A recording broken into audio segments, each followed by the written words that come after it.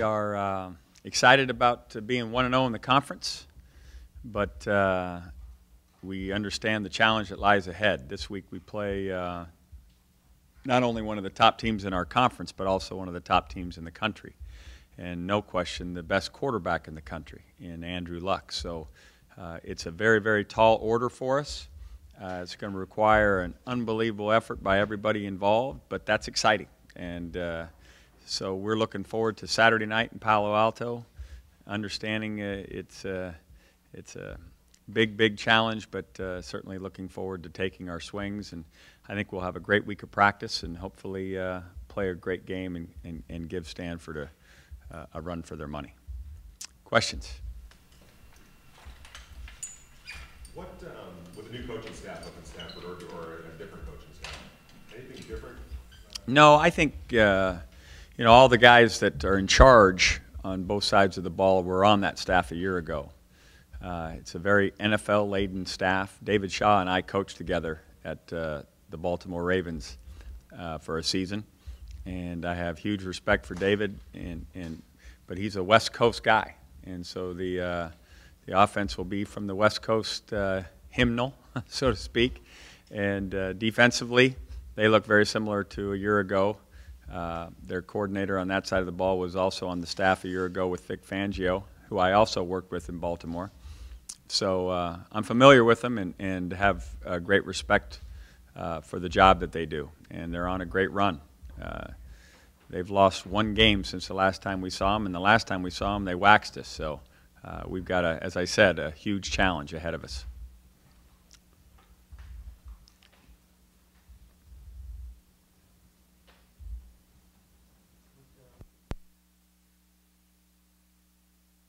Well, he's got everything.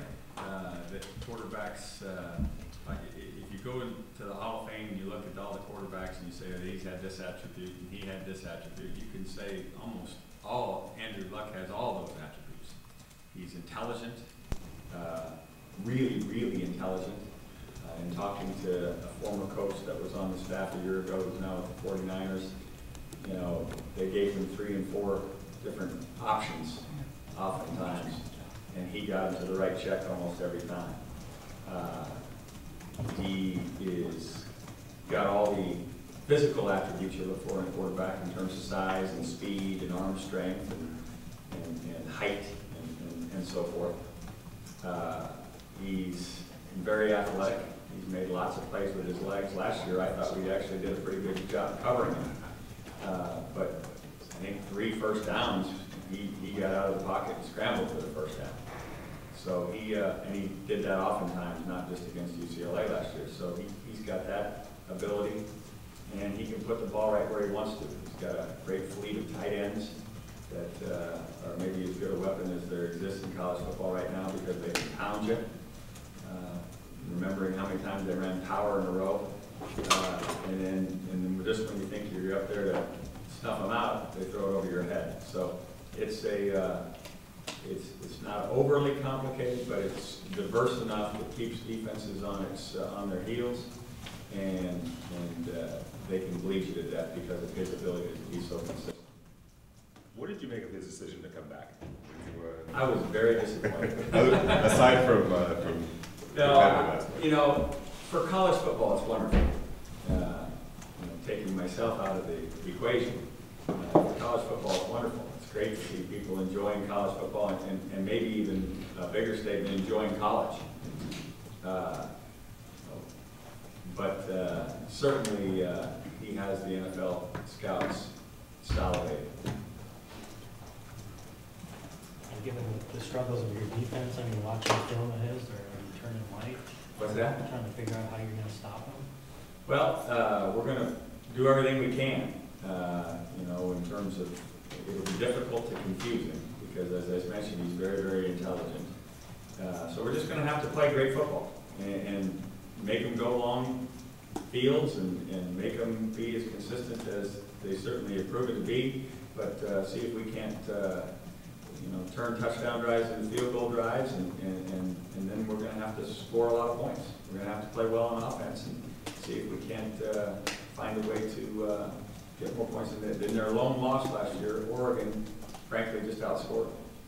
And so hopefully our offense can find its niche this weekend.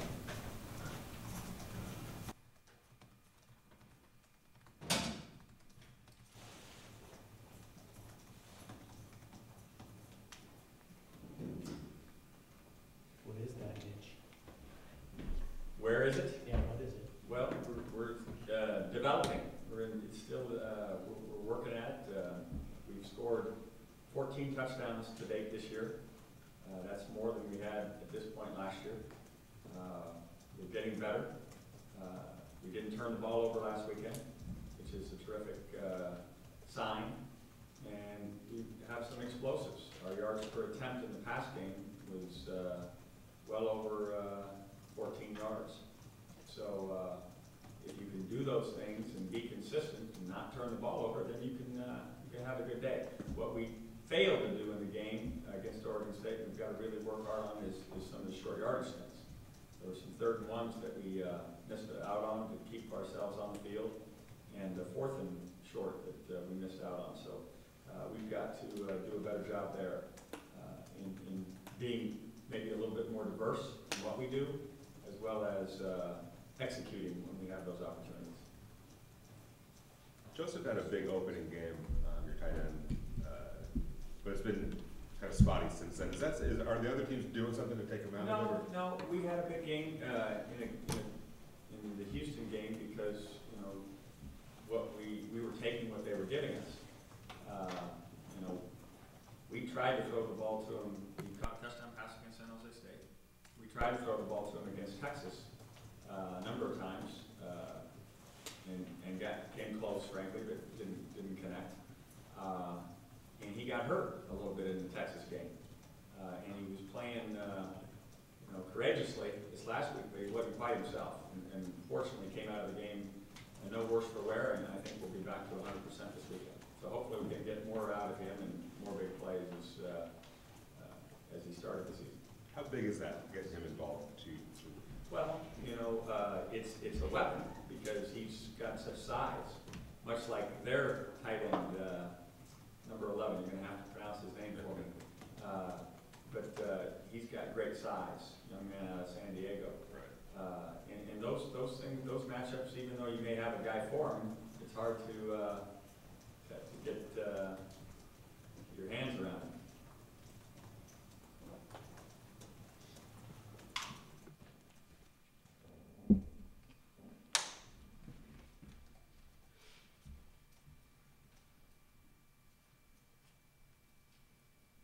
Talk a little more about your impressions of Coach Shaw during your year together.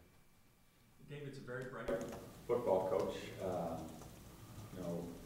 I think there's no question that he was destined for this. He grew up in a coaching family. His father, Willie Shaw, was the defensive coordinator at Stanford when Dennis Green was there, and Willie and I recruited the same area down in San Diego. And so I battled his father years ago when I first broke into this business, and now I'm battling his son. So it's a nice story. David has earned this opportunity, and he's making the most of it, and I'm happy for him. I'm just not pulling for him this particular weekend. And again, I was late, but your expectations for the game? Well, we certainly understand that they are a formidable opponent. Their ranking is well-deserved. Their quarterback is heralded as he is deserving of all of it. They've got a very potent offensive attack with their running game, in particular the power play. Their offensive line is as good as we'll see all year. Their tight end fleet of tight ends is really, really hard to defend because of all that they can do.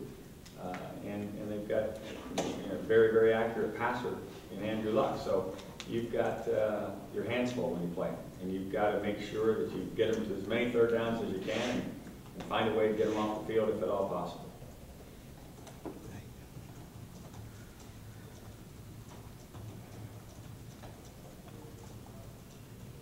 Any update on Jonathan or Sheldon on We assume that everybody's going to play. You know, everybody's nicked, but this kind of game, everybody kind of finds a way to get healthy. And look forward to having everybody at our disposal when we get to the field on Saturday night. How big of a conference was that, the victory, especially the defense going into a game? You know, against an I think offense those, like that? I don't think you can underestimate, you know, and I know there are people who will say, well, it wasn't this and it wasn't that, but ultimately when you come away with victory, you just feel like more is possible. And so our guys are energized. They'll be looking forward to this week of practice. There'll be a bounce in their step. Doesn't mean any points on Saturday, but it does give you the feeling that good things are on the horizon, and you can never, ever underestimate, and you can ask every coach in this conference, the value and the power of winning on the road in a conference game. It's a huge thing, because it's hard to do. Coach, I don't know if we had an update on Damian Thigpen. Where is he? Damian is still nursing a hamstring, and as more and more time goes by as we're trying to get him healthy, the possibility for his ability to redshirt this year becomes more the probable result. He's probably still a couple of weeks away. Would you say he's not? Yeah, he you know, re-aggravated it, and you know, I just think that he and the trainers are all on the same page that he needs to rest. And because of the resting and the amount of time going by, and he is having a redshirt year, I think the likelihood is that he'll sit the season and come back as a junior next fall. Same with Anthony Jefferson. Well, you know, Anthony's situation is he already really has a redshirt. He ended up being redshirted twice. Because last year he got hurt in a portion of the season where he could still get his year back. Would you guys seek a sixth out of that? Well, you could. If he's as good as we think, I don't know that he'd be around here for a sixth, and he certainly will have graduated already. So if AJ is available at any point this season and can help us, we certainly would look to that. What's the chances of him being available at this point? It's more of a medical question. It's no better than 50-50 right now. Unfortunately. You talked in the offseason about marrying the run and pass game. Has that come as far along as you'd like to? Yeah, it has. And I know as you look at the numbers, you see only 11 passes, at least 11 from Richard. You wonder if we're throwing enough. And you ask that question. But when again, it comes down to your yards per attempt and your ability to counter your running game and your ability to throw the ball effectively on third down. I think all those things were pretty good on Saturday. Would I like to throw more? Absolutely. But everything in the game plan is based on situations, and as the situation changed and evolved in Saturday's game, I thought the prudent thing to do was exactly as we did. The other thing that you have to remember is, you know, when we're in kicking situations where you know, the kicking game isn't as solidified as maybe it might be with everybody being healthy, you're going to be in some more four-down situations. And in four-down situations, you can afford to run the ball where otherwise you might have to throw or consider throwing. And so you may lose some throwing opportunities because of that.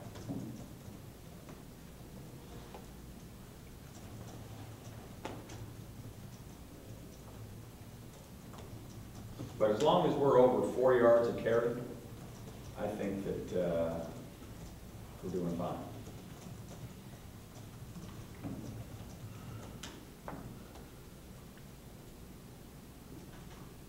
Anybody else? All right then, I appreciate it. See you tomorrow.